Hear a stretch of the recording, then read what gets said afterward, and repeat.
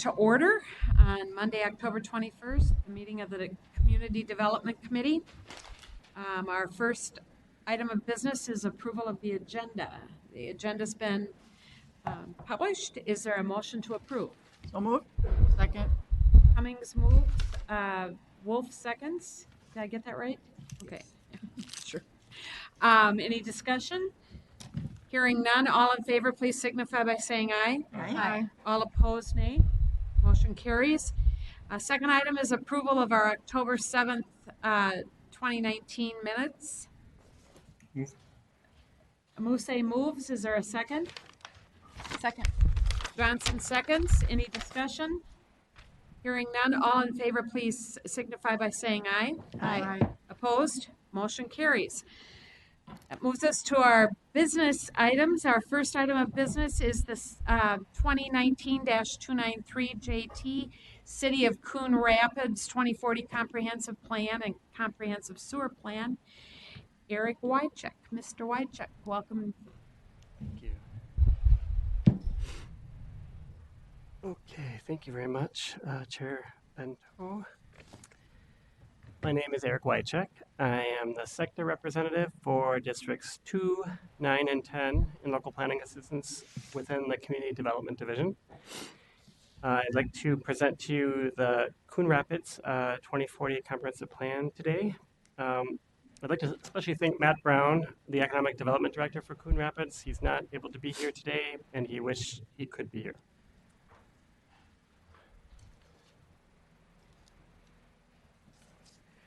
This map corresponds with Figure 1 within the staff report. It's a location of the regional system components within the city of Coon Rapids. When it comes to regional parks, park reserves, and special recreation features located within the city, we have Bunker Hills and Coon Rapids Dam Regional Parks. Regional trails located within the city include Coon Creek and the Mississippi River Regional Trails. The plan accurately reflects the regional functional classification map of A minor arterials and has delineated major and minor collector roads.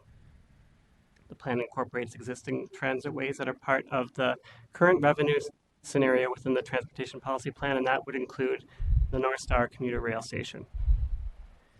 All wastewater generated within the city is conveyed through 4 interceptors, and they are all treated, all of that wastewater is treated at the Metropolitan plant in St. Paul.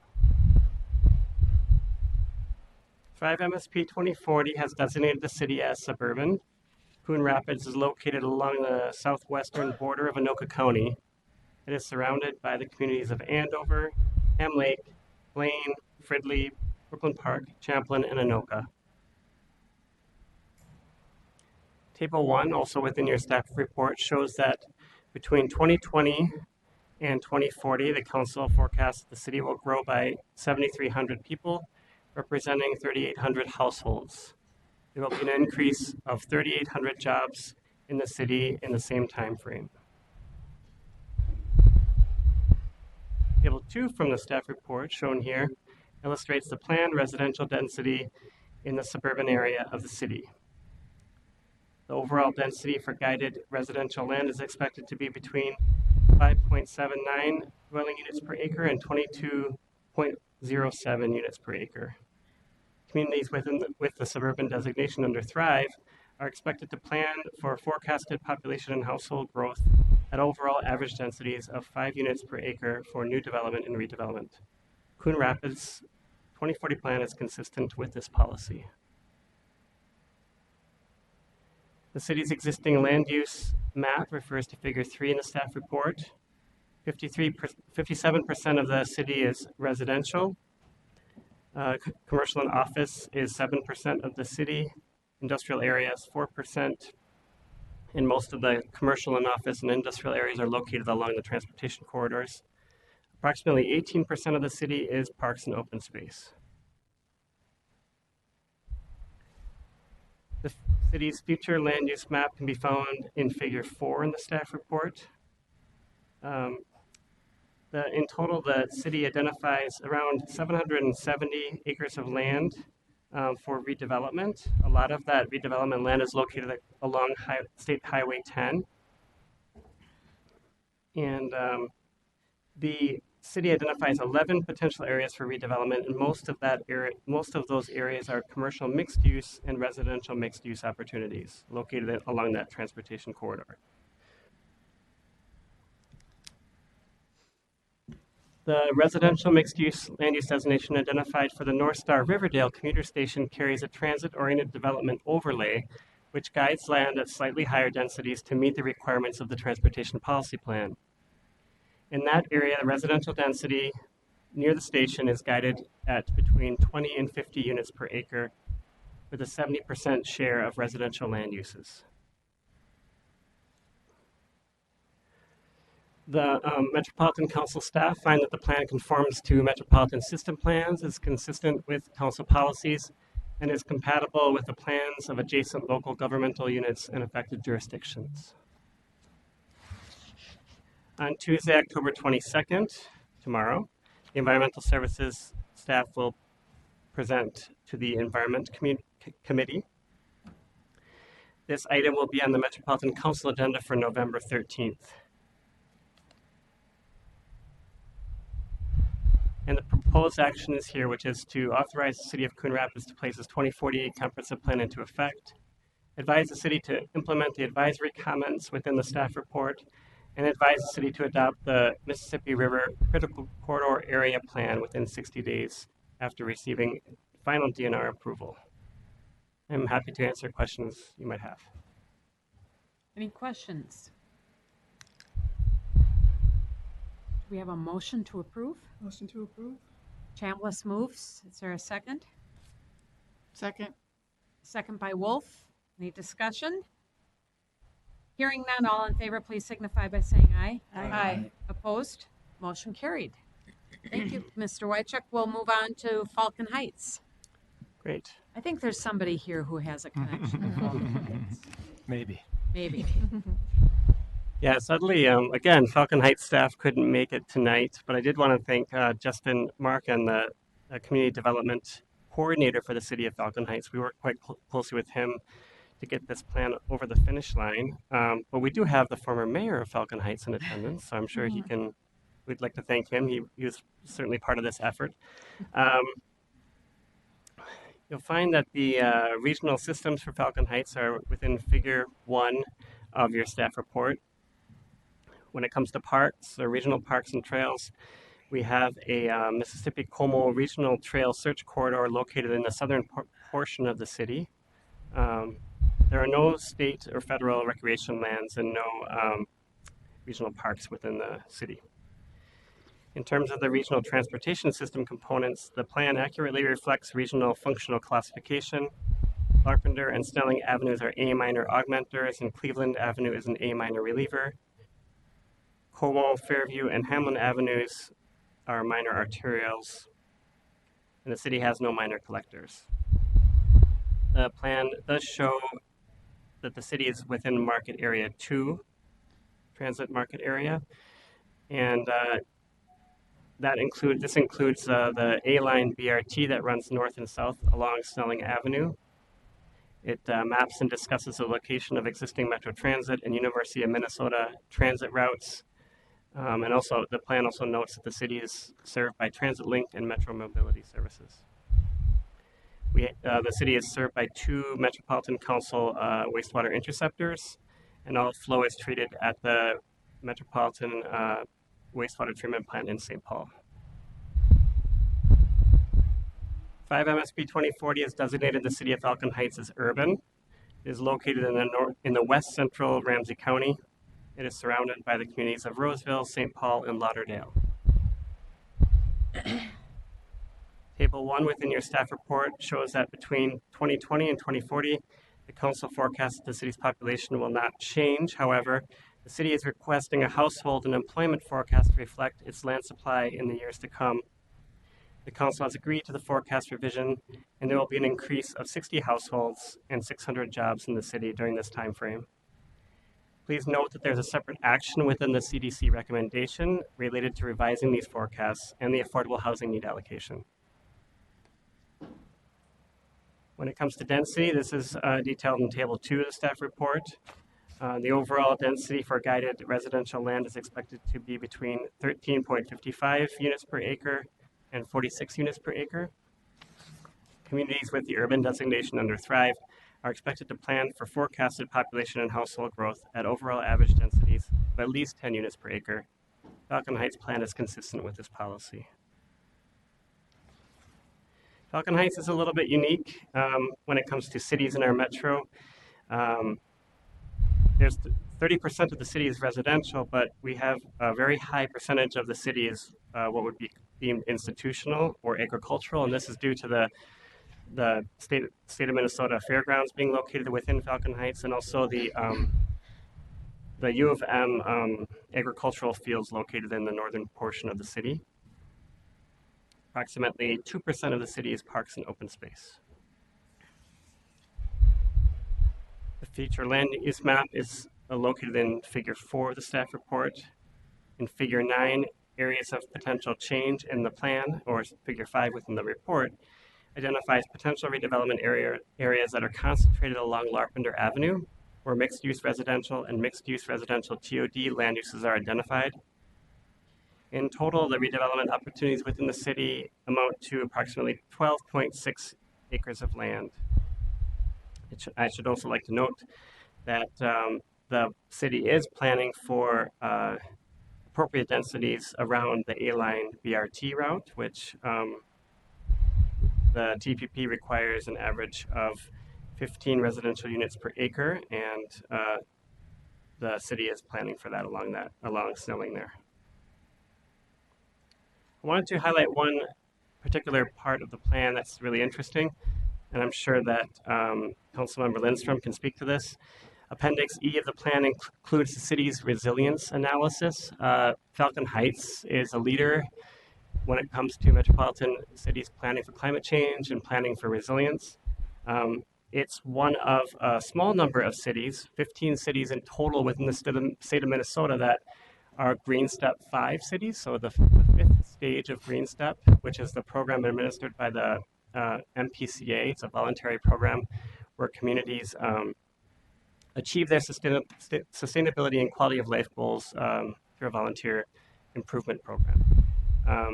There's a whole suite of information within this appendix that's worth looking at if you have the time, but I just wanted to recognize Falcon Heights' efforts in this area. Council staff Council staff have found that the plan conforms to metropolitan system plans, is consistent with council policies with the proposed forecast changes, and is compatible with the plans of adjacent local governmental units in affected jurisdictions. This plan also will be at the Environment Committee tomorrow, October 22nd, and at the Metropolitan Council, November 13th. Proposed actions are to authorize the City of Falcon Heights to place its 2040 comprehensive plan into effect, to revise the city forecast upward as shown in Table 1 of the review record, revise the city's affordable housing need to 11, and advise the city to implement the advisory comments within the staff report. Quite happy to take any questions. Any questions? Is there a motion to approve? Madam Chair, I'd be happy to make that motion. Is there a second? Second? Lindstrom moves, Cummings seconds.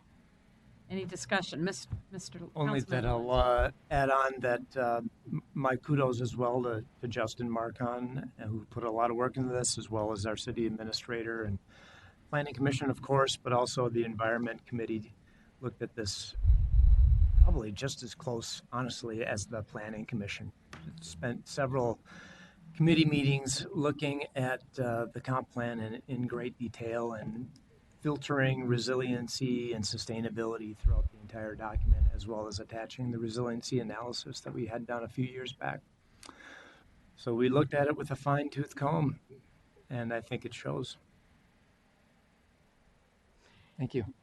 Councilmember Lindstrom, did you have anything to do with the bike infrastructure piece? Yes. Yeah, I figured. Yeah.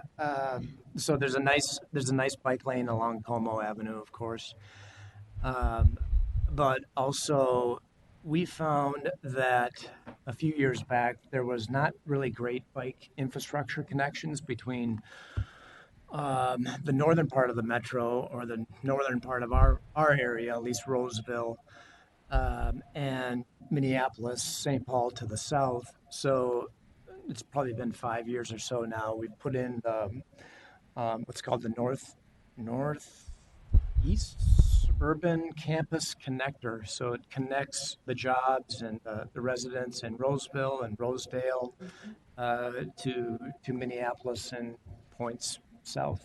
It's beautiful bike trail as along with the pedestrian trail. That's great. That's great. Any questions of either Mr. Wycheck or Councilmember Lindstrom? Hearing none. All in favor, please signify by saying aye. Aye. Opposed? Motion carried. Thank you, Mr. Wycheck. Thank you. Next, we have 2019-295 City of Corcoran 2040 Comp Plan and Comprehensive Sewer Plan. Freya Thaman, am I saying Freya that Thaman, correctly? yes. Thaman? Okay, thank you. Good Ms. afternoon, Thaman. Madam Chair and committee members. My name is Freya Thaman, and I'm the SEC representative for District 1, and I'll be presenting the City of Corcoran's 2040 Comprehensive Plan today. The city staff was unable to attend today, but I did want to recognize City Administrator Brad Martins, as well as Planning and Zoning staff Kendra Lindahl and Mike Pritchard, who put a lot of time and effort and really appreciated their coordination throughout this process.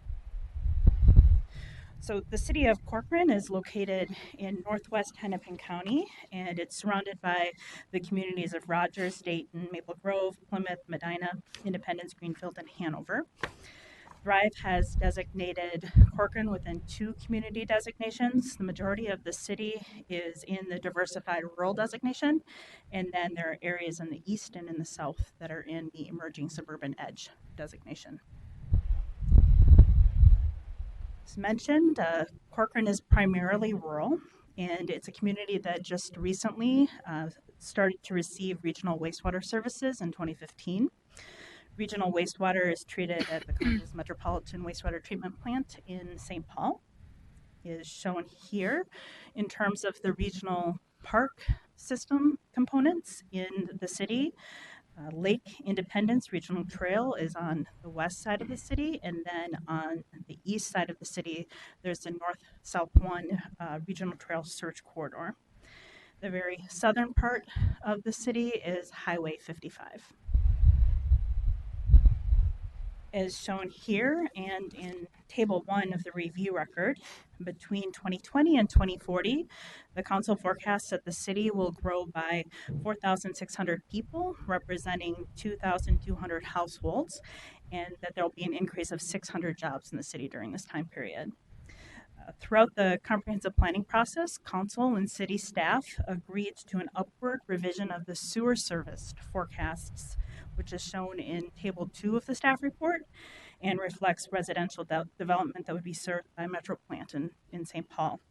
This change adjusted the city's affordable housing need allocation, which was revised to 377 units. This table, which is Table 3 of the staff report, shows the planned residential density in the emerging suburban edge area of the city. These areas are expected to plan for densities of 3 to 5 units an acre for newly sewered residential development. And as shown here, the planned residential density is expected to be between 3.35 and 6.4 units per acre, which is consistent with council policy for emerging suburban edge communities. As mentioned, the remaining part of Corcoran is in the diversified rural designation and is expected to plan for densities of 4 units per 40 acres, and the city's plan is also consistent with that rural policy. This figure shows the existing land uses in Corcoran. About 80% of the land uses in Corcoran are agricultural and rural, which are shown in green here. Single-family residential is shown in yellow, and then there's a small amount of commercial and industrial limited within the city. Corcoran has an abundance of high-quality natural resources, and one of the goals in the plan is to preserve the highest quality natural resources as identified in the city's natural resource inventory. This figure is figure 4 of the staff report. It's the city's future land use map. Most of the city is designated as rural agricultural, shown in green. The regionally sewered areas of the plan are in the east and in the south and include residential and mixed uses, business park, industrial, and public uses. The pink mixed use area includes future town center, which is envisioned to be a key growth area within the city. On this figure, in the southwest part of the city, there's an area that's identified as future study area. The plan's text and figures indicate that the method and timing of regional wastewater services to the southwest area will be determined as part of a future council study that's related to the new regional Pearl River wastewater treatment facility in Rogers. This study will begin in 2020, and then it will consider all options for providing regional wastewater service to this area of the city. Staff review found that the City of Corcoran's plan conforms to regional system plans, is consistent with council policies with the proposed forecast changes, and is compatible with the plans of adjacent local governmental units and affected jurisdictions. This plan is scheduled for tomorrow's Environment Committee meeting and then is on the agenda for the Metropolitan Council meeting on November 13th. So the proposed actions before you today are to authorize the City of Corcoran to place its 2040 comprehensive plan into effect, to revise the city's sewer service forecast upwards as shown in Table 2 of the review record, and then to revise the city's 2021 through 2030 affordable housing need allocation to 337 units, and then to advise the city to implement the advisory comments in the review record for forecasts, land use, and water supply. And with that, I'd be glad to answer any questions. Any questions?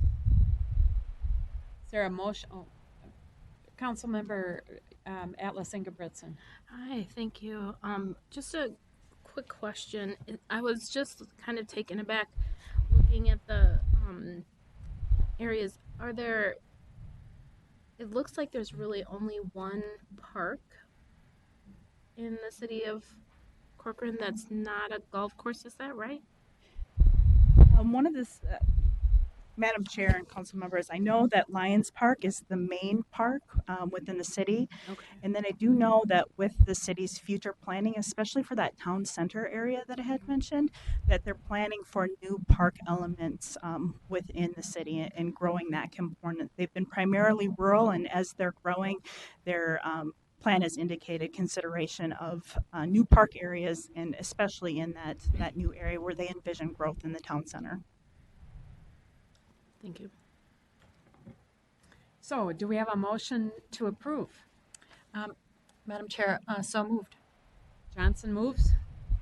Second. Wolf seconds. Any discussion? Yes, Councilmember Johnson. Thank you, Madam Chair. And Freya, I just want to thank you. The City of Corcoran worked really hard on this, but there was, I'll call it a comp plan hiccup. For all of you who've been in local government, you know that might cause you to go what. But for them, it was really an issue where that south west corner that you see with the dots or hash mark, that really became an issue for the plan as far as how down the road it would service with its wastewater treatment. So at one point in a former plan, it had been going through Medina, and then that reversed itself earlier as Medina was changing its comp plan. And then there were other issues south of them that just for planning purposes in the moment, they couldn't go directly south into some new wastewater treatment options that maybe or will be coming out of the city of Colorado. But we knew with the eventual new wastewater treatment plant in Rogers, the Crow River plant, that at least for them, I think the disconnect between where they were at and where Met Council was at was just that, that's not coming online yet. That's future. But for them, because they're a small community and working with Landform, their planner in this case, they would have had to really undo a lot of their last comp plan and get into detail and drop down menus of things. And they were really trying to say, we are not looking to expand in this area at all in the near future because we know it will eventually connect. So I really want to commend Freya and Janine Clancy and Kyle Colvin, and certainly Brad. Martin's the administrator, and Mayor Thomas and staff, because we all really met and figured this one out. And Janine was phoned in to the situation, and I know community development staff really worked hard on this to come up with language that would help their community keep things kind of in place. Because, sorry, and I won't do this at the Met Council meeting, but this is where Highway 55 intersects with this city. So at some point, this is a very important thing to signal to future commercial development that they're planning for this, and they didn't have to pull all that out. So anyway, hats off to Met Council staff for really helping to solve a problem and use, common sense around coming up with sound language for future planning purposes. And I really appreciate the city, working with us as well to find a workable solution. And so when it gets handed off to you, there was a lot of detail in this, but I'm really pleased with the way it came out. I know they're really pleased. And this is really why partnership works so well, because you guys are great here on staff to find solutions. So. Well, and Councilmember Johnson, don't apologize and don't hesitate to share this at the full council meeting, because what you did with Corcoran is wisdom for all of us in terms of working with our cities and townships who sometimes have those challenges. You modeled a great role in helping them get it resolved. So please don't apologize. It's staff. I just say, can we meet? And they show up. And Yeah. but I do appreciate that, because some of our bigger cities have a lot of resources and professional staff members that do this every day at City Hall, and others need to call on resources that aren't cheap when they have limited budgets. So this was a win-win, and I really appreciate it. So thanks for putting up with me. Thank you, Councilmember Johnson. So we have a motion and a second. All in favor, please signify by saying aye. Aye. Opposed? Motion carried. And we aren't through all of the comp plans yet, but I want to second what Councilmember Johnson said about the staff. Throughout this, all the staff, all of you have been really terrific in helping make sure that this process keeps moving. So thank you very much. It's a lot of work. Thank you. Next we have 2019-296 JT City of Arden Hills comp plan and comprehensive sewer plan, presented by Raya S. Smiley. Did I get that right? Yes. Thank you, Mrs. Smiley. You can go ahead when you're ready. Great. Well, hello, I'm Raya Smiley. I am the sector representative for District 4 and in local planning assistance. I'm here to present Arden Hills 2040 comp plan for you. I also would like to let the committee know that city staff were to attend this committee, but I don't see them in the audience. So I guess they weren't able to make it, unfortunately. So before you today is the City of Arden Hills 2040 Comprehensive Plan. This map shows the location of the regional systems within the boundary of the City of Arden Hills. The system components within the city are highways I-35W and I-694, and there's an addition of a min-pass lane along 35W. There's also the Metro A-Line BRT extension. This is part of the increased revenue scenario. And also the I-35W North corridor. That's also part of the increased revenue scenario. There are RBTN Tier 1 alignments and corridors within the city, and as well as several wastewater meters and interceptors. Also, the park components within the City of Arden Hills are Tony Schmidt Regional Park, Highway 96 Regional Trail, Rice Creek North Regional Trail, and Lexington Avenue Parkway Regional Trail Search Corridor that runs along the eastern side of the city. Thrive MSP 2040 has designated the city as suburban. Arden Hills is located in the northwestern Ramsey County, and it is surrounded by the communities of Shoreview, Roseville, New Brighton, and Mountains View.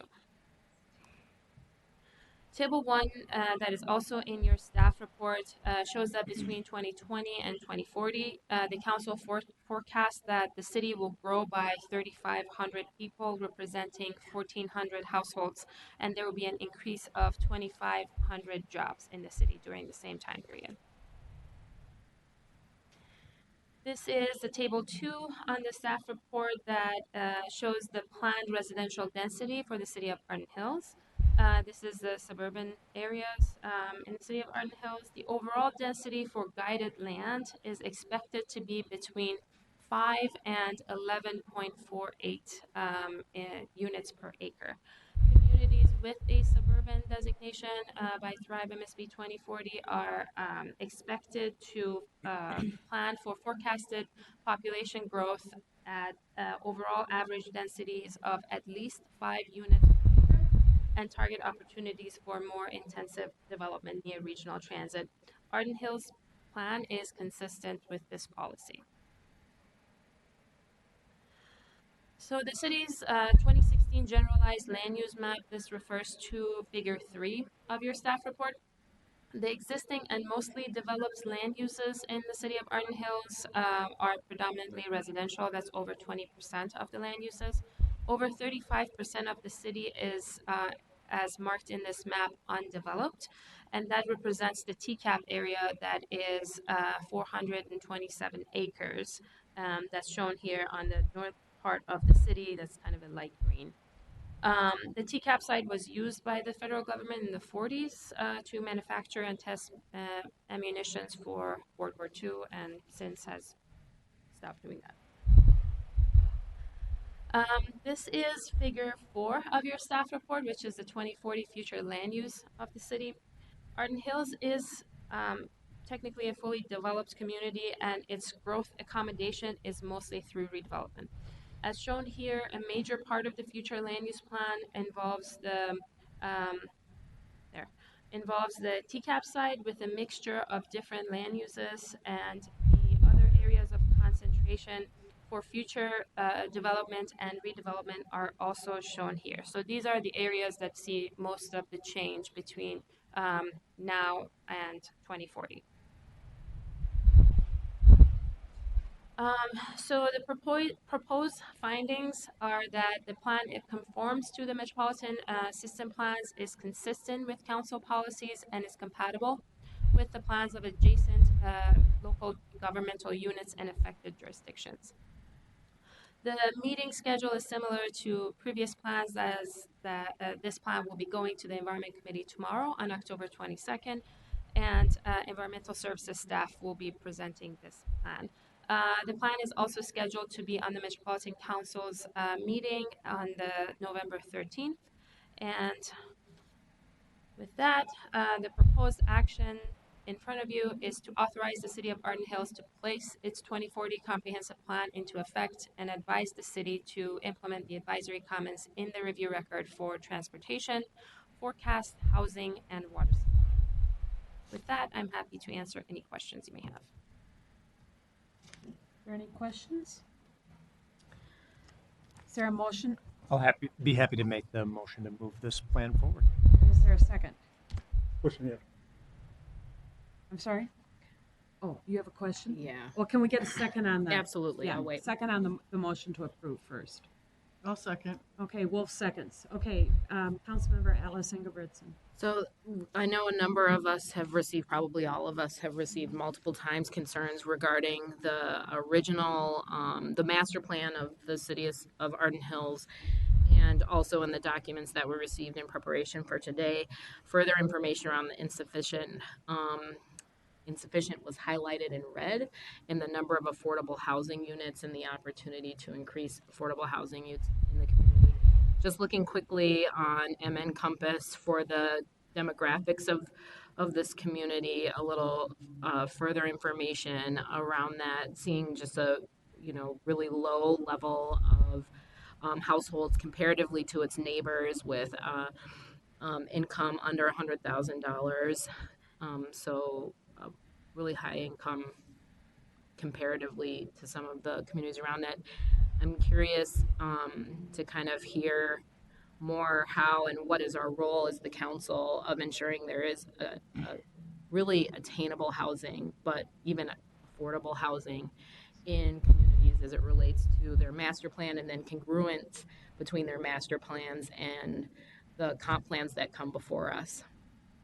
So it's probably a question more for Lisa than I don't know. Wait, I'm going to pull that I back. was I'm gonna going to let you defer ladies to let me her. know what you just respond. Go ahead, Lisa. Thank Madam you. Chair, council members, you're right, communities sometimes have plans that are out in process while they're reviewing or submitting to us their comprehensive plans, which are broader and more general in nature than you would see in a development proposal or in a master plan. Our jobs at the council is to review the comprehensive plan and what that plan's consistency is with our policies and our conformance with council's system plans. There are, as I think council members are aware, there are disagreements between the city and the property owner about the development of that site, which is currently being mediated, I think, through illegal avenues, and that is certainly an avenue that's available to property owners when they don't feel that their development proposal that they feel is consistent with a comprehensive plan is being able to move forward. So when we look at what the council's authorities are, they relate directly to review of the plan itself, the comprehensive plan, not to development proposals per se that would come out of that. And then when we do look at potential future actions that the city might take as far as the council is concerned, it would be as it relates to our regional systems and whether or not those systems are being either, one, underutilized, so they're not meeting our minimum densities with development proposals, or on the flip side, are having potential for system impacts on the negative or to the contrary. So development that might be premature or at higher densities in a localized situation that we may not be able to support in this current timing. Those are the types of impacts that come directly from development proposals themselves in which the council may get involved. Can I follow up, Yes. Chair? Thank you. So in our in the joint business item, the full description on page 13, it outlines that, and maybe I'm reading into this, but it shares that the amount of affordable housing is insufficient. At least that's how I'm reading it, because there's a red highlight of the words insufficient. Could you share more about that? It's on figure 6 in the land guided for affordable housing section.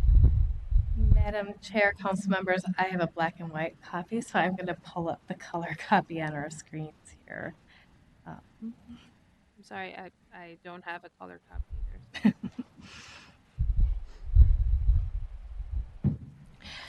Oh, thank you. So in figure 6, and this is a figure that you'll see in all of the, Madam Chair, sorry, council members. These figures we include for all communities that have a share of the region's affordable housing need. At the top, you'll see that their share in this case is 373 units. And then the table that shows the available acreage in this community, and then the minimum units possible based on their minimum density. So in this case, in that table, you'll see that it's 455 units that are possible.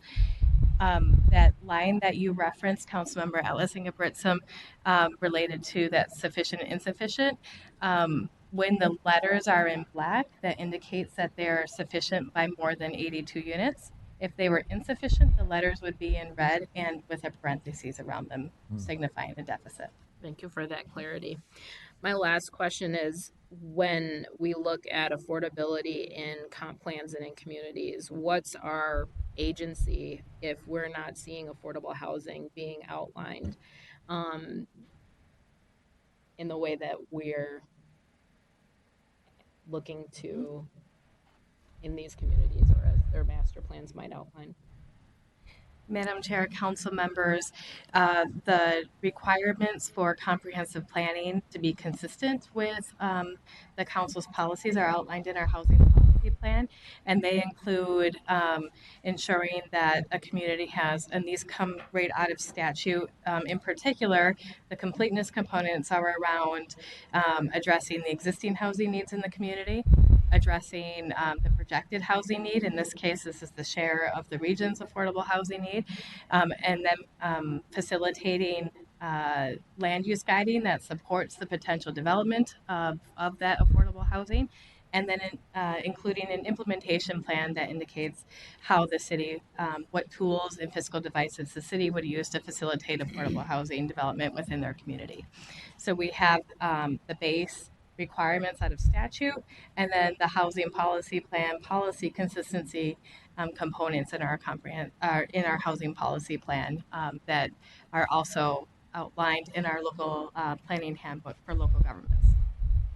If a city does not address their existing housing need, like just is silent on it, doesn't address their projected housing need, doesn't include a housing implementation plan, their plan is considered incomplete until they at least have a component that does those elements. Acknowledges that there is existing housing needs of some sort, acknowledges affordable housing need allocation. They may or may not include all of the elements that we request of them. Sufficient land, for example, to support their affordable housing need allocation. That would be a consistency component. Similarly, they may not address, and we've seen this in some past plans, they may not address all of the commonly used tools and fiscal devices that cities have available to them, and we would consider that a consistency component, not a completeness component. My last piece, given all the concerns that have been raised around the affordability plan in general, my understanding is that it's 80% of AMI, which is really not getting to certainly attainable housing for people who really are in need. And the other pieces that community organizations and groups have raised. Do you feel like this is a situation where it makes sense to say it's not complete or the plan is not congruent, or? Madam Chair, council members, to the affordability, we actually have bands of affordability, and they're up to 30% AMI, 30 to 50 or 60, 60% AMI, then 60 to 80. And so as far as existing and projected housing need, communities are to acknowledge those bands of affordability and to peg their implementation plans to those bands of need. So that's a component that we do already break down, whereas in the past we hadn't. To whether or not a master development plan for a project proposal carries out the plan. It's not the council's authority or lane to enforce what's in a comprehensive plan. That really lies with both local residents through elections, property owners through wanting to carry out development proposals consistent with comprehensive plans if they disagree on that. There are multiple avenues on kind of that enforcement mechanism, but it's not an authority that has been granted to the council. Thank you. Although this isn't a public hearing, I understand that we do have someone who would like to speak to this issue. So Russ Adams. Mr. Adams, I will give you 3 minutes. Thank you, Madam Chair, members of the committee. I think what you have before you is a city that is taking advantage of your process, because in their comp plan, they acknowledge the goals that the Met Council assigned to them, 373 units total. Of that portion, 229 units would be at or below 50% AMI, and that's the goal for the next decade. They acknowledge that they've guided 15.9 acres at the TCAP site, which is the fundamental basis for their entire comp plan in terms of how they're going to reach their growth goals and their affordable housing goals. And so they say that they're setting aside land to do that, which is all they need to do to comply mostly with their comp plan requests. And then they say in their master development agreement, the MDA, that they have no intention of meeting those goals. They have no intention of building 229 units of affordable housing. They set the goal in that August 28th document of 146 units, which represents 10% of all residential units that'll be built in the largest undeveloped tract in the city. As the staff just acknowledged, 35% of the land mass in the city.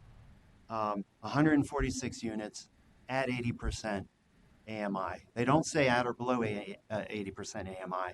They are very clear 80%. So they're making a mockery of your process, and it's an old sort of bait and switch. And the only reason we know this is because they're right in the middle of trying to develop this property, and that, yes, they are in a legal battle with Ramsey County. The mediation is going nowhere. Most cities would try to pull this done after you approve their comp plan. They're doing it right in front of your eyes. Thank you. Thank you, Mr. Adams. Any further discussion by the council?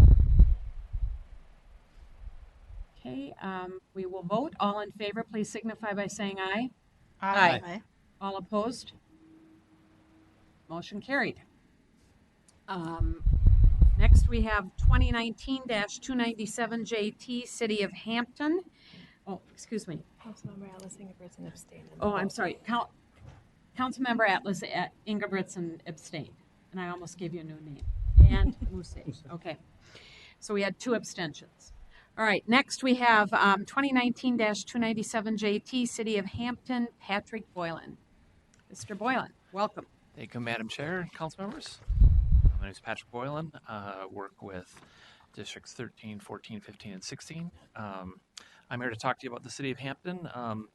Although they were not able to come today, I just want to put a special thanks publicly to Mary Schultz, who's the clerk there, who's done a fantastic job responding to us and working really well with our staff, and really appreciate everything she's done to help this process along. So, City of Hampton is a very tiny community. It is sort of in the south central, kind of almost in the further south area of the Dakota County. It's completely surrounded by the City of Hampton. Thrive has a designation of Hampton Township. Hampton Township. I'm sorry. Thank you. Hampton is designated as rural center and agricultural. The agriculture being the green and the rural center being the yellow, primarily the urbanized areas.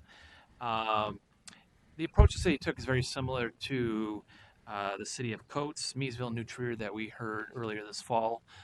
Very simple approach, very effective approach, I think, to their plan. It's a wintry scene, which seems far away, but it's not. But it's sort of, I thought these 2 pictures were good for 2 reasons. One is that I love the iconic kind of water tower there, and that is in the front section of it's one of the few images of their plan. And then St. Matthew's Catholic Church is a landmark, sort of the crossroads of Northfield Boulevard and County Road 50. And before there was Highway 52, this was the major intersection in that part of the county. Regional systems before you on the map shows, again, the kind of dominant feature is that Highway 52 connecting St. Paul to Rochester. And the forecasted growth is modest. However, discussions with the city clerk and their consultant and council staff revealed a need, a desire to increase the forecast for population households with non-employment.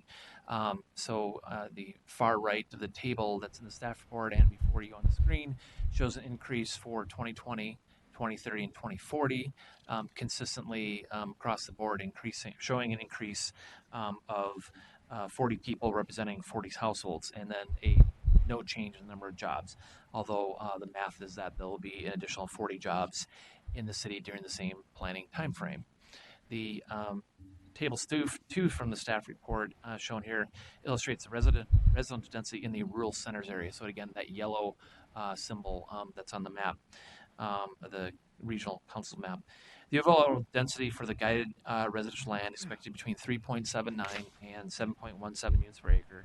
And communities with a rural center designation under Thrive are expected to plan for forecasted population and household growth at average net density of 3 to 5 units. So this does meet that policy. communities with the agricultural designation in Thrive are expected to adopt zoning ordinances and/or official controls to maintain resident densities no greater than 1 unit per 40 acres.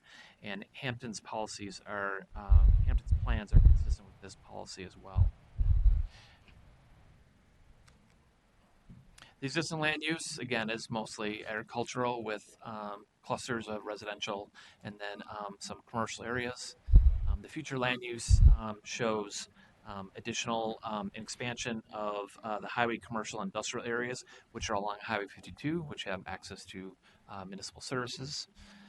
The proposed findings in front of us today that the plan conforms to Metropolitan Council system plans. It's consistent with regional policies and the proposed forecast changes shown in the staff report, and that it is compatible with the plans of adjacent local government units and affected jurisdictions. The meeting schedule, like the previous plans, the Environment Committee will see this tomorrow, and then later in early November, the full council will see this. The action before you today is to authorize the City of Hampton to place its 2040 comp plan into effect, to revise the city's forecast upwards as shown at Table 1 of the review record, and to advise the city to implement the advisory comments in the review record for surface water management. Again, there's no one here from the city, but I am available for your questions at this time. Is there a motion to approve? Councilmember Wolf. Madam Chair, I would move approval. And is there a second? Second. Lindstrom seconds. Councilmember Wolf. Thanks. So a couple of things about Hampton. Within the last couple of years, MnDOT did some improvements on Highway 50 where it goes through town. They did some repaving and did drainage improvements along the sides of the road. And when they were doing the land acquisition to get a little more right-of-way for better drainage, they realized that they didn't own some of the parcels underneath the road from older platted lots. So the land acquisition got a little more complicated than they originally thought it was going to be. My cousin was married at that church that was pictured in the report, and Little Oscar's restaurant in town had to go to only serving breakfast and lunch because they can't find enough people to work the day. Councilmember Wolf, Little Oscar's is such a part of my family's family lore. Growing up, whenever we'd come to the cities, we were coming up early in the morning. That's where we had breakfast, and we had to keep our stomachs from growling all the way from a little town south of Rochester to Little Oscar's. Any further discussion? I have one question. This is a very bizarre, off-the-wall question. But as we look at stormwater reuse in our more suburban and urban areas, are there stormwater reuse projects being done in agricultural areas, particularly as it relates to this recent onslaught of stormwater? Madam Chair and council members, I'm not aware of them, but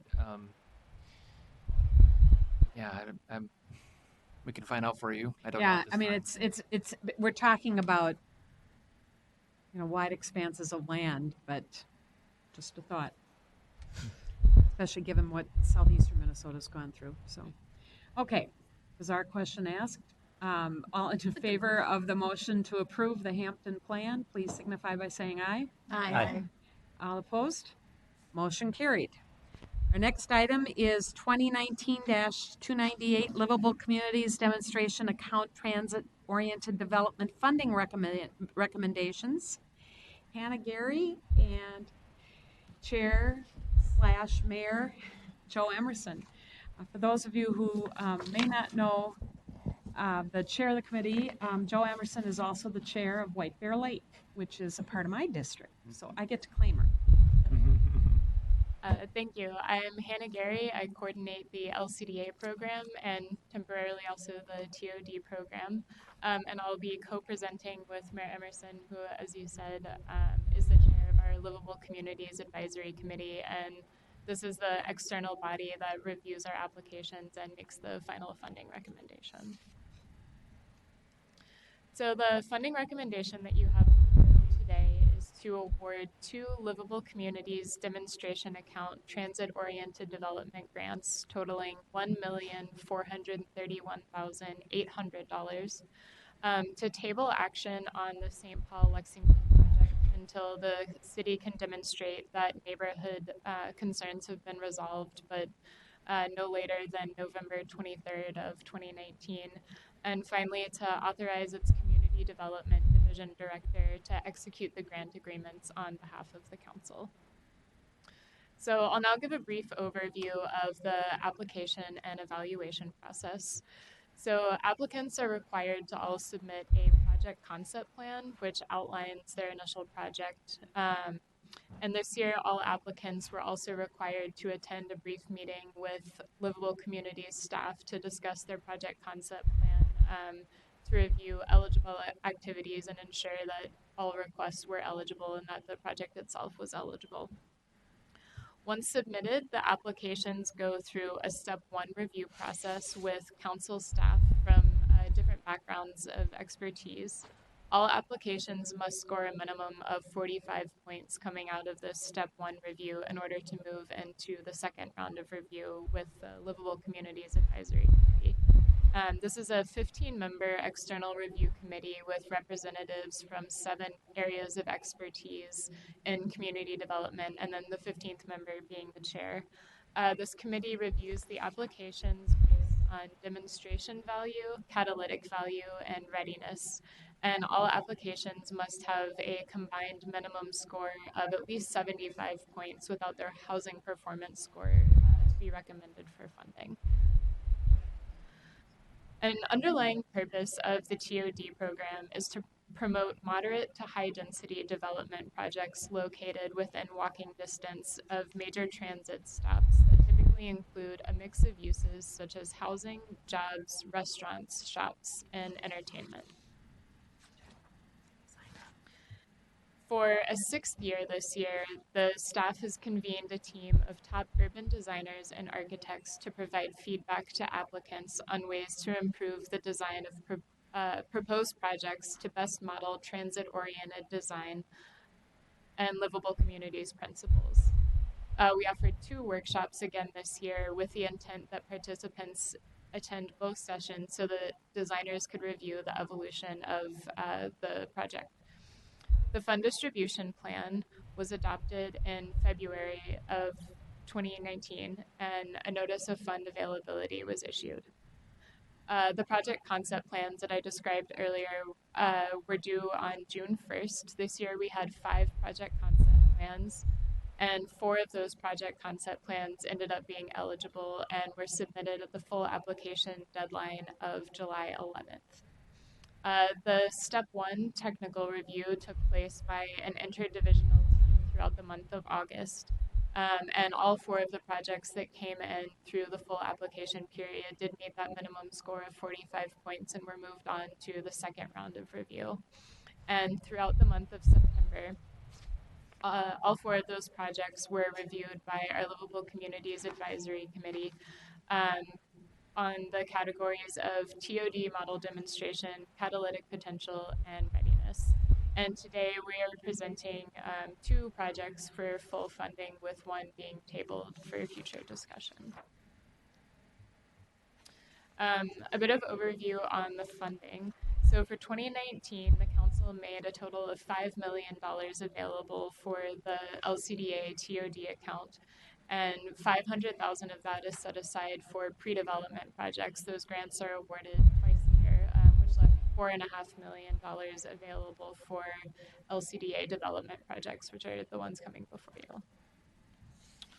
And I'll turn it over to Mayor Emerson to go over the funding recommendations, and we'll go through some of the project highlights from this year. Thank you. Point totals from step 1 review, the LCAC and housing performance scores were combined to yield a final total. A total of 130 points are possible. The 4 projects forwarded by staff from step 1 met the step 2 minimum threshold of 75 points to be considered for funding. The LCAC is recommending funding for 2 LCDA TOD requests totaling $1,431,800. The LCAC recommended $1,250,000 for the Lexington project. This recommendation is tabled as the city works to resolve concerns with the neighborhood organization. Full funding is being recommended for Bimosita in Minneapolis and the LNH Phase 3 in Minneapolis. Committee awarded funds based on the total score in rank order and also with regard to the $2 million per city limit that applies to the TOD program. No city reached the funding limit. Funding is not being recommended for Snelling yards because it did not meet the minimum combined score from steps 1 and 2 to be eligible for funding performance, which was 75 points without the housing performance score. We are recommending tabling the award recommendation for the Lexington project until the City of St. Paul resolves concerns with neighborhood organizations. We'll now provide a brief overview of the projects recommended for funding. So the Bumosada project is a project in the city of Minneapolis. It's an adaptive reuse project in the former Film Exchange building in the North Loop neighborhood in Minneapolis. And it's a partnership with the city of Minneapolis, Beacon Interfaith Housing, and the Red Lake Nation. The project will provide 48 units of permanent supportive housing for individuals experiencing homelessness, chemical dependency, and/or mental illness. Residents with a tribal affiliation will have first priority for housing within this project. It provides affordable housing in a desirable part of Minneapolis that's seeing rapidly rising rents. No parking is part of this project as residents can take advantage of the extensive transit networks going through downtown, and this award will support site acquisition for the project. LNH Phase 3 is the third of a four-phase development around the light rail station. As a third of a fourth-phase development helps to tie together a larger TOD vision for the station area. This phase adds 114 units of affordable senior housing. Affordability bands range from 31 to 50% AMI and 61 to 80% AMI. The previous phases of the project 80% AMI housing units and ground level office and retail space. Phase 2 is adding 142 market rate units, and the final phase will add 177 mixed income units with affordability restrictions at 50% of AMI. This award will support the green roof and designing a stormwater management system for this phase. LCA funds previously supported the 2016 TOD grant for $1,361,500. And the Lexington project, again, the recommendation for this is being tabled as the city works out concerns with a community organization. And they're currently working with the developer and the neighborhood organization to resolve some of those concerns. This project is proposing a mixed-use development with a grocery store, retail, and a small business incubator space. 5% of the 226 proposed units will be affordable. The project will enhance the pedestrian experience in the area by increasing bike connections to the city bike network, expanding the sidewalks, and introducing active ground floor uses. This award would support those enhanced sidewalks, a variable refrigerant system, stormwater management, and the bikeway connection. So overall, and these outcomes listed do not include the Lexington project, but these are the anticipated outcomes of the proposed projects. There would be 12 new permanent jobs and 162 temporary jobs. A net tax capacity increase of $144,480. 162 new housing units, all of which would be affordable. Additional private investment of almost $31 million and public investment of almost $12 million. And finally, the funding recommendation before you is to award 2 Livable Communities Demonstration Account Transit-Oriented Development Grants totaling $1,431,800 to table the action on the St. Paul Lexington project until the city can demonstrate neighborhood concerns have been resolved, but no later than November 23rd, 2019. And finally, to authorize its Community Development Division Director to execute the grant agreements on behalf of the council. Thank you. Questions? Councilmember Chambliss? Thank you, Madam Chair. Yes, I had a question. I'm wondering if you're able to speak on this, what some of the, like a summary of the neighborhood concerns. I'm sorry, sorry, I can't hear you. So I'm wondering if you're able to speak on this, what the summary of the neighborhood concerns are regarding St. Paul. regarding the Lexington, St. Paul project. I don't have the specifics on their concerns, but that's something that we could get back to you on. Yes, I would, Madam Chair, I would. I would say if Mr. Burns might have some more detail. Madam Chair, council members, we don't know the specifics of their concerns, but from what the city staff has told us, the neighborhood organization where the project is located is in support of the project.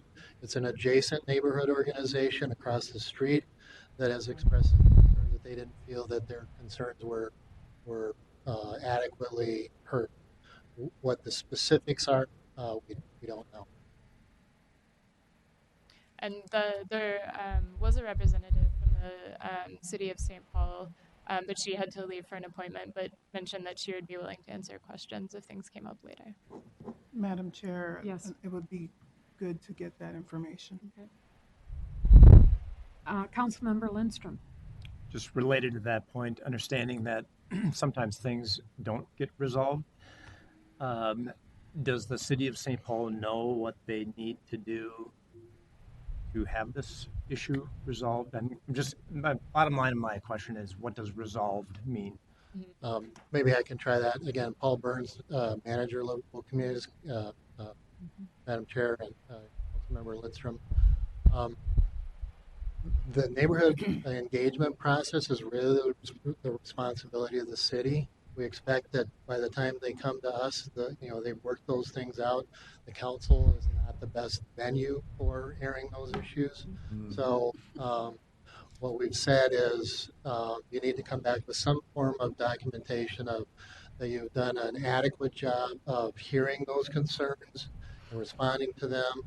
We don't necessarily have to see that everybody's happy about it, but that they've done a thorough job of airing those concerns. And again, it's the city that comes to us. Our grants can only be made to the city, so they're the ones that are really responsible for that process. We try to provide resources on how to help them be aware of how to do that. But again, Met Council does not dictate how to do that.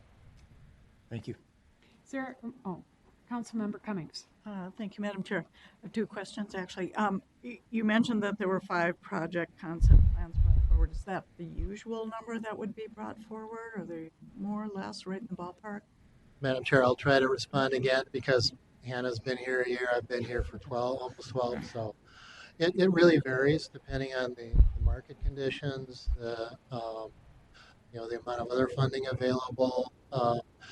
In recent years on the TOD, the transit-oriented development, we've really tried to counsel applicants, cities and applicants to really come through with projects that are truly transit-oriented development projects and not just projects that happen to be near a transit station that could be built anywhere. Really trying to further the council's strategic goals on transit-oriented development, and again, not just a conventional project that just happens to be near a transit station. Great, thank you. Your second Madam question. Chair, a separate question, and I'm sure I'm going to say this wrong, but do you know what the word Mimosa Day means? I do. She does. Hannah does. Madam Chair, that's a tough question.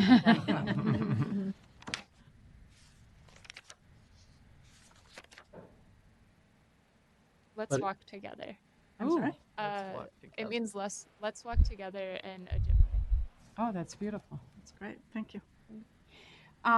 Before we go forward, I apologize. Robert's rule says that you're supposed to have a motion and a second before you get into discussion, and I failed to do that. So is there a motion to approve? Move. Muse moves approval. Is there a second? Second.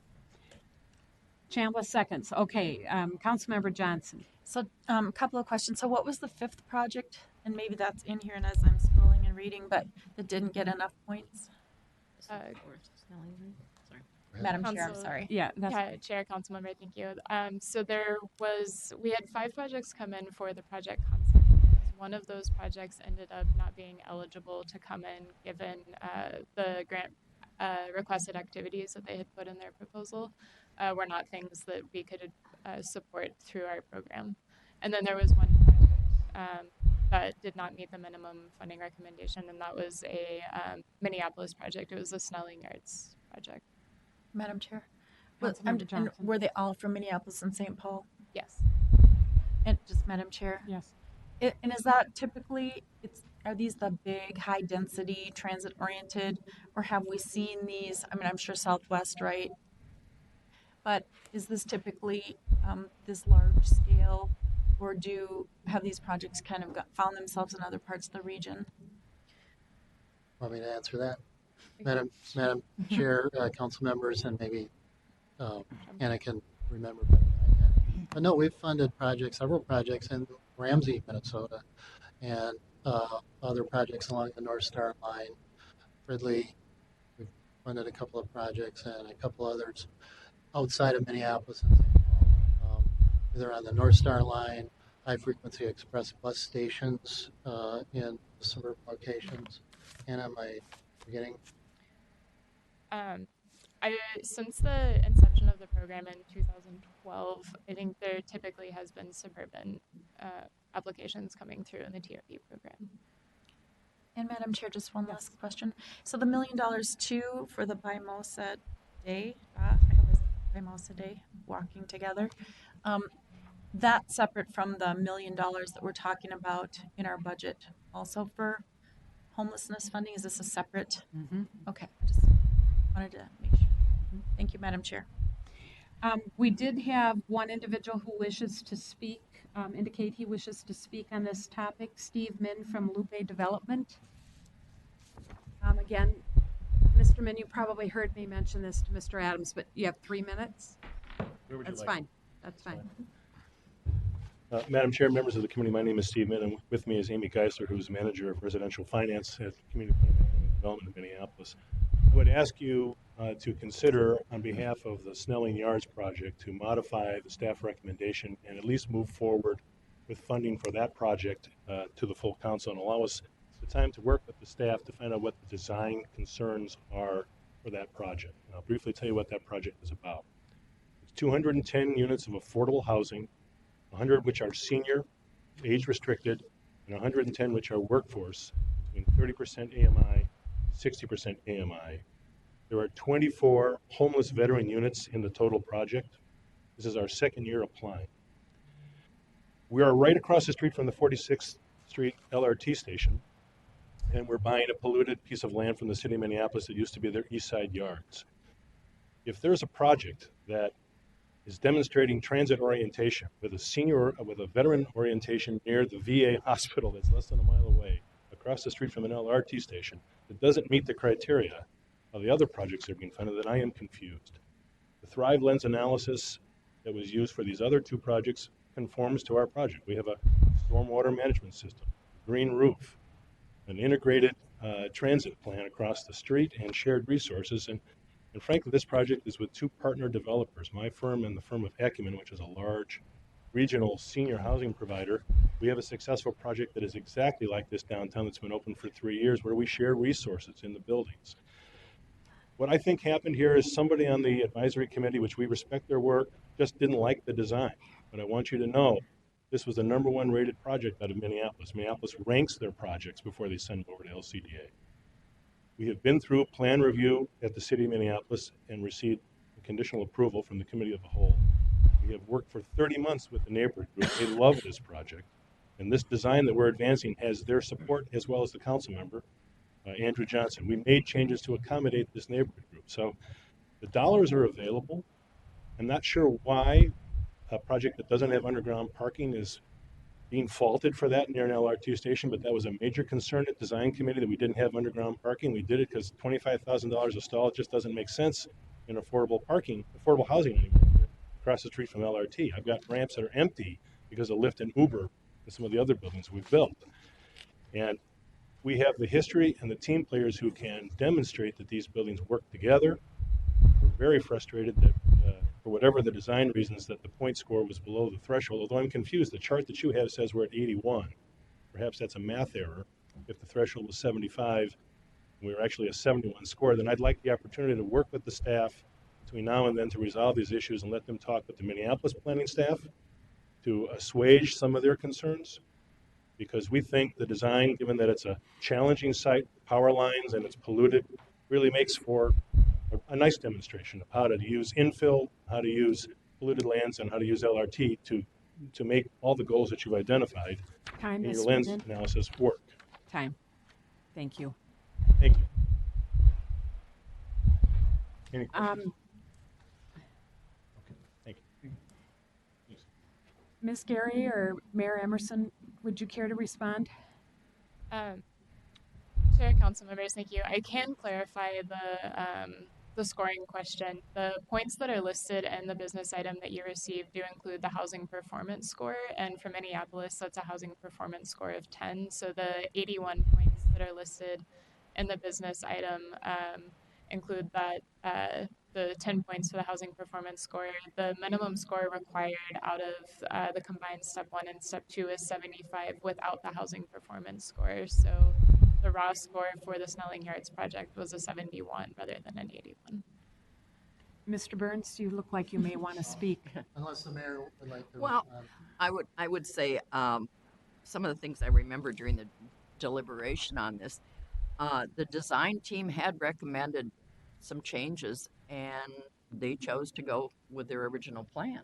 And so, you know, I feel it's important we have this design team that's available for them to pick their brains, do whatever, and then if you don't take their advice, well, then it might not work out for you. So that was certainly something.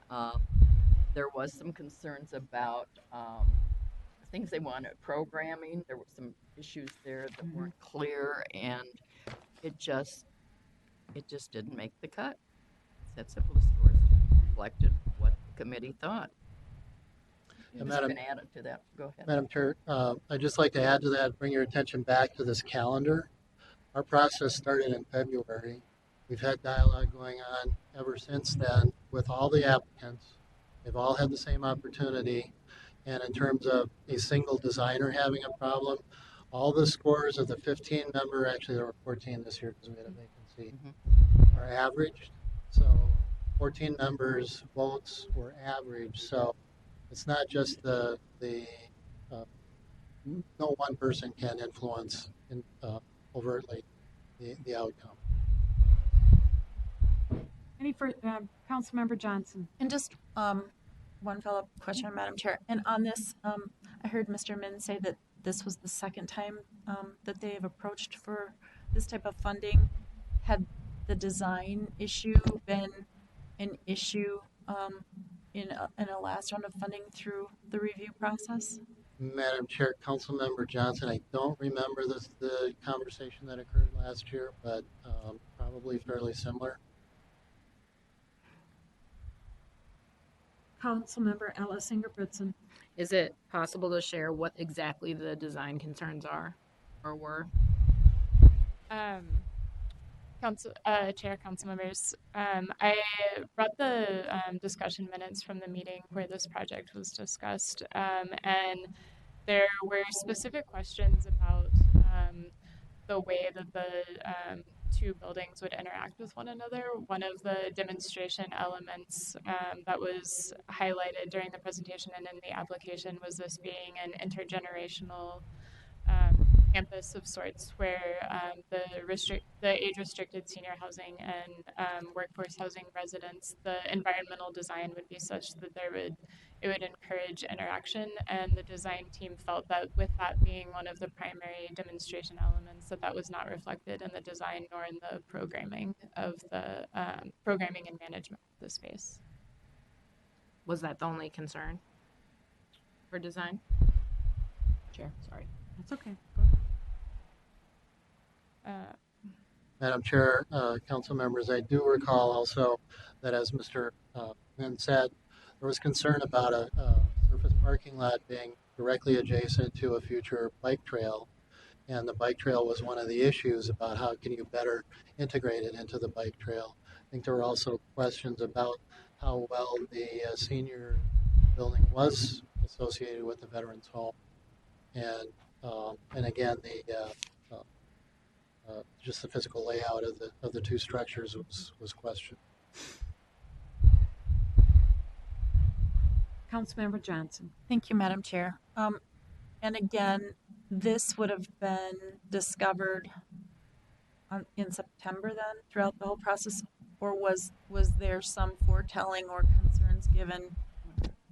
Madam Chair, Councilmember Johnson, I don't remember if they came to the February workshop or the April design workshop, but the design issues were identified in the process. Councilmember Cummings. Madam Chair, thank you. Mr. Min makes an interesting presentation. However, I think that clearly the committee spends a great deal of time and there is a process and looks in depth at many things that bring these proposals forward and so forth. I think for me, it would be very difficult to change what has been determined by the committee and staff and so forth who have studied this in depth over the period of months, to change that recommendation at this time, based on Mr. Min's presentation. Councilmember Atlas Ingebrigtsen. I guess I would ask the question, given that we don't see a lot of projects that have this level of AMI, and I just haven't seen many projects also that have the diversity of age represented here. We've seen senior projects, but frankly, I've been working with homeless youth in St. Paul lately, and we don't see anything that's accessible to them right now. So just knowing we're in such a crisis, I'm just wondering, is there no way to work something out like this, or is there a way to work something out at this point? Madam Chair, council members, I would strongly urge you not to try to work something out between now and the council meeting. I mean, as we've described, it's a very extensive process that goes to great lengths to ensure fairness. So I would encourage the committee to not try to short circuit that, because it undermines our ability to uphold the standards for future rounds. But I'll give you an example. There was another project right nearby that was unsuccessful in the TOD round last year that is being recommended this year under what we call the regular LCDA program. It's affordable housing project. Councilmember Wolf. Thank you, Madam Chair. That was what I was going to suggest, was that perhaps the project would be more successful in the regular program. Thanks, Councilmember Wolf. That's what I was looking for. Absolutely never looking to short circuit or work around a process, but always looking for us to find ways of, when we have good things that we know we need in our community, how do we figure out how to make them work? Sometimes it's difficult when processes get off or it's not the right fit, but I feel like it's our job just to make sure if there's a way to make it work that makes sense and is appropriate, doing our due diligence that we do. So appreciate that. Councilmember Wolf and then Councilmember Lindstrom. Even though Minneapolis scores very well on its housing performance score, so it would be at the bottom of the funding for LHIA, considering it's an all affordable project. That is another possible funding source for the program. Councilmember Johnson. Oh, he took himself off the list. Or he was doing this to me. And thank you, Madam Chair. So I'm kind of going in two different directions, but I'll focus. So that was kind of going back to my question earlier, in that the other funding sources, we're all competing for scarce dollars, right? They're all worthy projects. But these are big projects where I can see, obviously, they're on the big transit lines, which is why you don't probably see other communities getting this particular funding. But I I just want to be mindful as we kind of, I don't, maybe even just with our hearts in this one, steer it to maybe something else. There's still process and I get it. There's higher density and there's, great successes, and I want these to be successful, and I stand behind them. But in the other ones too, you just don't want the big projects to outweigh some of those smaller projects throughout the region that might have impact and process and scoring in a different manner. And Madam Chair, one follow up too. Yes. So back to St. Paul. So did the city of St. Paul, ask us to hold it up until they resolved this issue? Or did we at Met Council find out there was an issue and say, oh, we want to hold this up? Madam Chair, Councilmember Johnson, we heard from a representative of the neighborhood organization that was upset about the project, and I contacted the city and explained that we had been hearing from this neighborhood organization, and that we really felt it was appropriate for the city to resolve this and not have it play out at the council forum. Kind of like this. Yeah. And Madam Chair, Yes. the only thing I would say about that is a lot of the projects, whether they're getting Met Council funding or they're affordable housing projects or we're trying to create density, you get a lot of entities, organizations, neighborhoods that don't want it. And that is usually just handled at the local level. And so I appreciate the concern and I appreciate process, because trust me, I was 20 plus years in process. It's very important. But my concern is that we are talking about the importance of process, and how many projects that are going through our processes are we going to hold them all up because somebody contacts us? I think if the city is still asking for it and they're not saying slow it down, I just get concerned that we are letting, and again, I want to be inclusive, but I'm not sure that's our lane, and I'm not saying it's not, but it just, had anybody else called up on these, or maybe had people called and said, hey, well, we really want the Snelling yards, then do we go, well, we should send it back to the city? I mean, that's what I'm struggling at on the other one. Madam Chair, Councilmember Johnson, that's exactly what we're trying to avoid. But during the review process, the application stated that they had resolved all the neighborhood issues. They had all the neighborhood organizations on board, and so this is what raised a red flag. Councilmember Muse, and then Councilmember Johnson and Councilmember Atlas Ingebrigtsen. Madam Chair, I will hold my judgment until the specifics, but I want to share that in Minneapolis, I used to oversee neighborhood department, and I used to interact a lot with the neighborhood groups. Some of the neighborhood groups, they were mostly against any inclusive affordable housing in their neighborhood. And sometimes there are only focal 2 or 3 people who are to make a lot of noise, while the majority who need housing are not showing up. So let's keep that in mind. Councilmember Johnson, did you have? Do you want to go? I wanted to Get my list. agree with that hesitance, because I think we have a number of situations where we receive community input that we may not be doing something and we don't respond in kind or in that way. So I would just caution us from, in agreement with Councilmember Johnson, from taking those kinds of actions into our hands without really being thoughtful and having one process by which we choose to do that, and having that be a transparent decision-making process in some way. I think that leads us to perceptions of certain people having more powerful voice than others, certain communities having more powerful voice than others, and influence on our systems and our decision making. So I just wanted to add my voice to agree with Councilmember Johnson that I think we should really, if we want to start taking, or if we are taking those actions, I'd like that to be something that we're doing with a full understanding and appreciation for council members weighing in on that process. Councilmember Johnson and then Councilmember Wolf. And thank you, Madam Chair. And I'm really trying to stick with process, because I think ultimately, if the city wants to move forward on this, it is up to them to resolve this either way.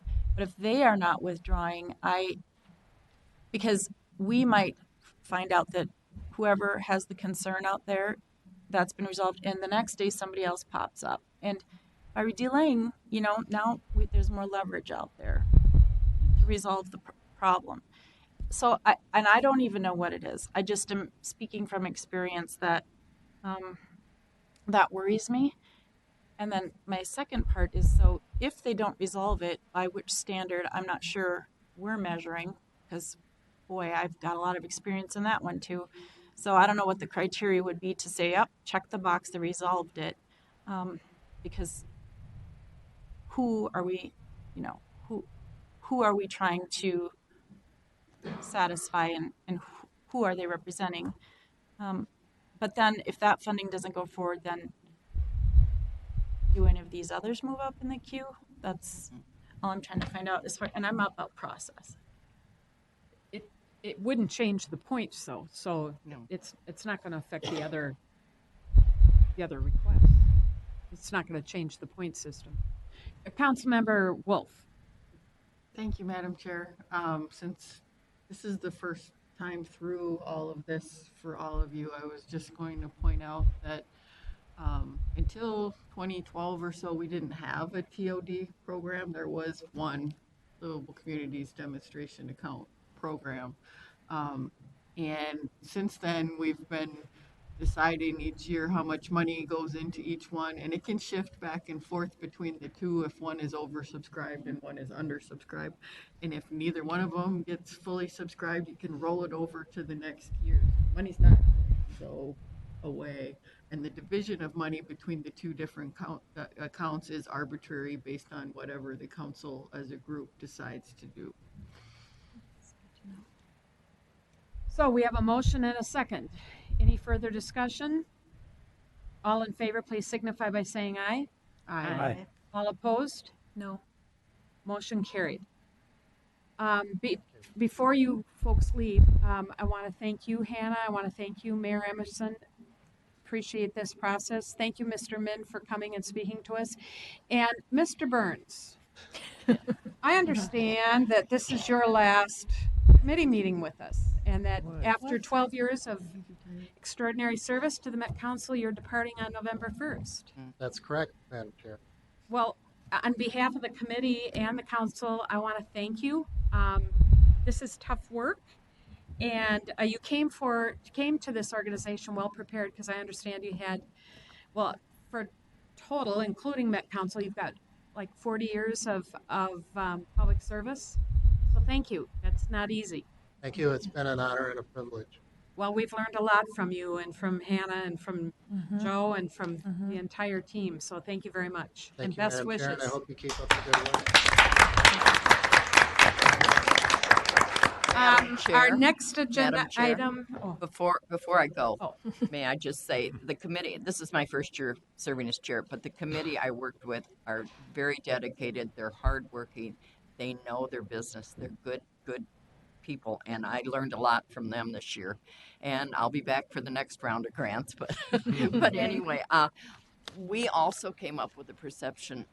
We want to dispel the perception that just because you apply, you're guaranteed a grant. We feel very strongly people need to know that's not the case. So That's good. for what it's worth, that's kind of where we are. So thank you again for your time. Thank you. Thank you. The committee has good leadership.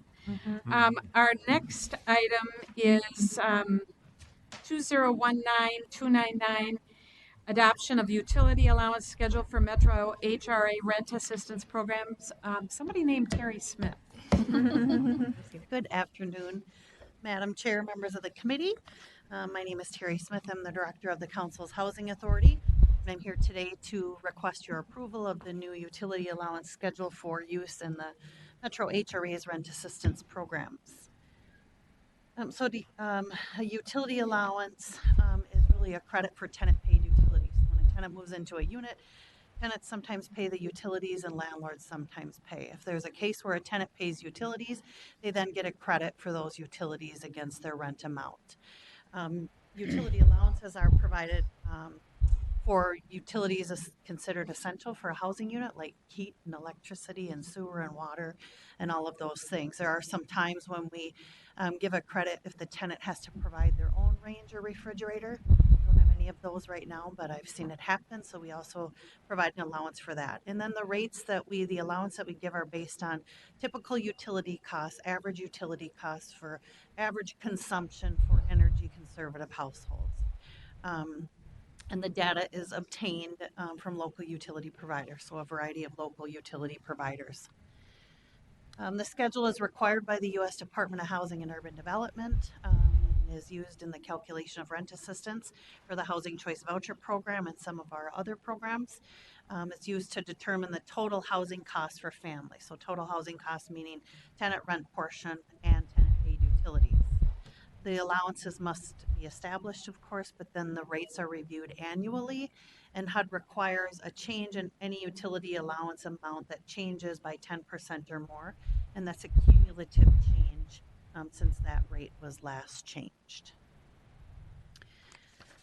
So just a little bit about how we calculate rent.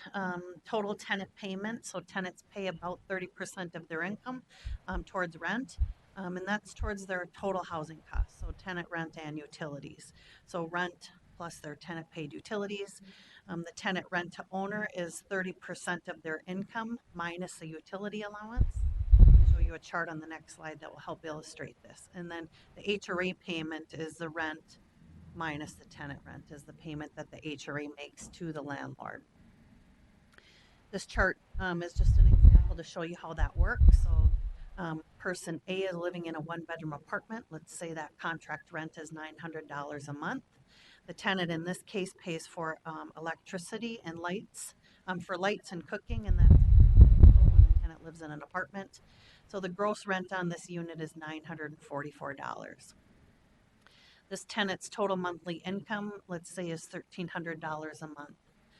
30% of that, so 30%, they pay 30% towards their total housing costs, and that's $390 for this tenant. And we subtract out the utility allowance, so they get a credit for their paying for their own electricity and cooking stove directly to the utility company. So the check that they're going to write, or the payment they make to the owner every month, is going to be $346.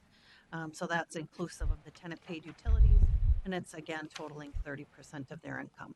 And then the housing authority's payment is the contract rent minus the tenant portion, equals the amount that the HRA pays directly to the landlord. So this is the utility rate review results.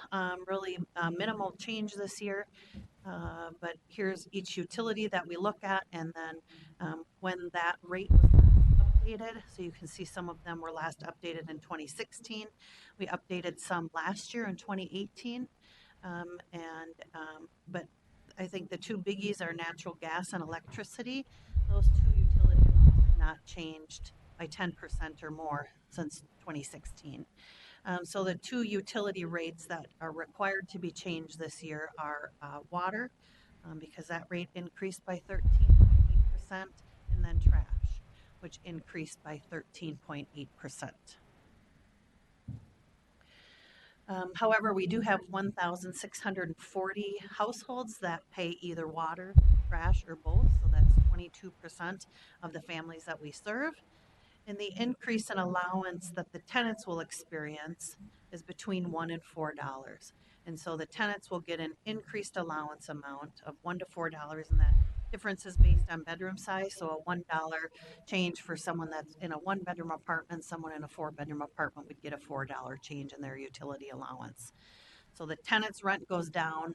This results in the housing authority payment going up by $1 or $4. So really, in the big scheme of the budget and the overall HRA budget, the impacts to the council are minimal.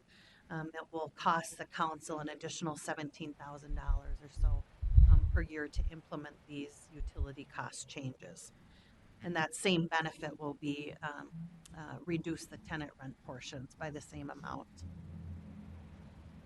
And so the action before you today is that the Metropolitan Council adopt amounts listed in the business item as payment standards. I don't know where that came from. That's supposed to say utility allowances for the Housing Choice Voucher and other rent assistance programs effective January 1st, 2020. And I also should say, since this says payment standards inadvertently, I intended to bring a rent limits and payment standard discussion for you today as an information item. Talk about setting rent limits for the program, but we're not quite there yet. They're quite complicated this year, and so we need 2 more weeks to do some more analysis. So I will be back before you with that discussion for an information item in November. But with that, I'll answer questions today about the utility allowances for those that have them. Is there a motion to approve? Motion to approve. Chambliss moves, second. Second. Atlas Ingebrigtsen seconds. Any discussion? Councilmember Lindstrom. We work with our landlords to encourage energy efficiency. Councilmember Vento and Lindstrom, we provide information, so we partner, for example, with a nonprofit called Energy Sense and market their programs to all of our landlords, for example, to encourage energy efficient building. The council owns, as you know, 150 units of housing. We had an operational assessment completed this summer. One of the things that we're looking at is energy efficiency. We provide information to landlords, newsletters, and owner workshops about energy efficiency. Of course, we don't have any control over that, but we do try to provide helpful information to encourage that. Thank you. Councilmember Atlas Ingebrigtsen. Are there any incentives, or have we ever provided any incentives around energy efficiency or partnered with anyone? Councilmember Vento, other than the Energy Sense program, we have never had a pot of money to provide incentives to landlords to conduct energy efficiency outside of providing resources. Councilmember Atlas Ingebrigtsen and then Jill. Thank you. And then with the properties we own, are there exciting things that we're doing around energy efficiency there, or? So Councilmember Vento and Chair Vento, Councilmember Atlas Ingebrigtsen, we are, when we replace windows, we replace with energy efficient windows.